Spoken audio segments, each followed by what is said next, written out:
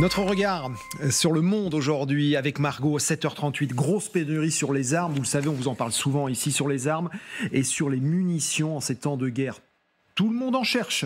Le comble en Norvège, ma chère Margot, c'est que TikTok empêche une usine d'en produire. Oui, regardez, le groupe norvégien Nammo, l'un des plus gros fournisseurs d'armement en Europe, ne peut plus augmenter sa production de munitions à destination de Kiev à cause du manque d'électricité dans la région de son usine. En fait, je m'explique. Juste à côté de l'usine Nammo, à Raufoss, dans le sud-est de la Norvège, eh bien, il y a un centre de données TikTok qui est très énergivore, ce qui pose le problème de l'accès à l'énergie sur une seule et même zone. Regardez les mots du PDG de l'entreprise Nammo au Financial Times.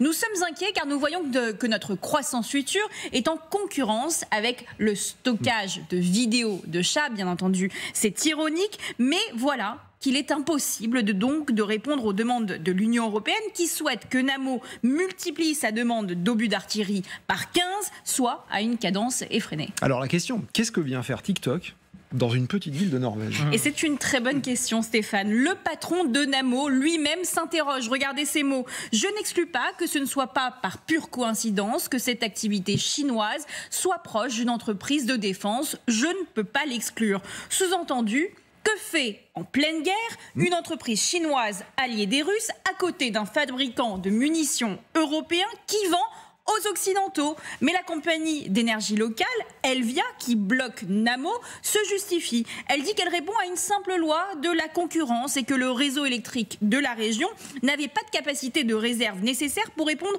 aux besoins de 2 projets simultanés.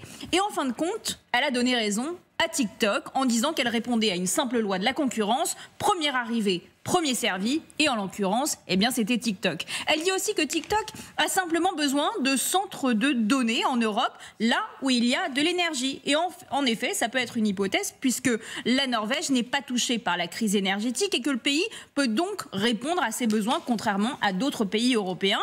Mais les autorités de régulation norvégiennes, elles s'interrogent. Pourquoi privilégier une entreprise chinoise plutôt qu'une entreprise scandinave sur son propre sol?